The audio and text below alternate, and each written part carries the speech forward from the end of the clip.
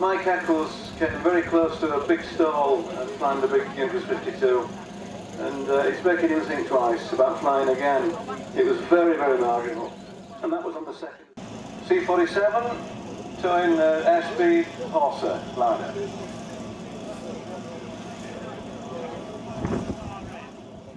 But this was the way they did it in 1944, long before the days of the helicopter troop carriers.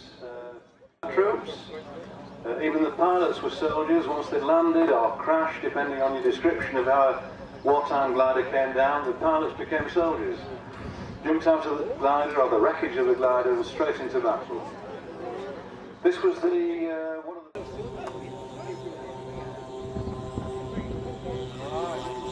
excellent takeoff with no swing. I think the wind is decaying just a little bit as evening approaches here at Redmarshall. Very distinctive D-Day markings on both these aircraft with the drab olive military camouflage and in contrast the bright black and white stripes. This was done to give an aid to identification in the air in case we didn't want our fighter aircraft attacking our own transports and bombers. So every aircraft participating in the engagements on the 5th of June was marked in black and white stripes. As it happened, the Luftwaffe was conspicuous by its absence over the beaches of Normandy. The saturation fighter cover was just kept at bay. Only a handful ever actually went into action on the 5th of June. Okay, the glider is cast off. In real life, the glider pilot would be looking, he would have been cast off over a designated landing area, often tiny little meadows with virtually no space to land. The glide angle of a airspeed Horsa was close to vertical, and with a pull out at the last minute, the flaps extended, the diving speed was extremely low, but it was extremely hazardous. More often than not, the glider ended up as a complete wreck.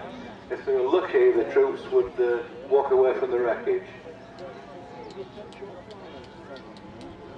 Excellent landing from Tony with the airspeed Horsa. To continue with the Dakota, at the risk of repeating myself, this was epoch-making design when it appeared in the 1930s. Prior to the advent of the Dakota, air transport worldwide was not profitable. It was possible to transport passengers. It made the Douglas Company one of the most successful in the world. Even the Russians used this in the Second World War. A pirated copy of the Dakota was produced by Ilyushin in the US.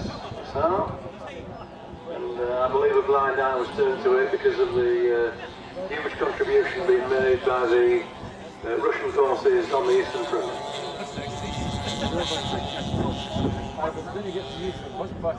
Landing corner from Flank Fletcher with the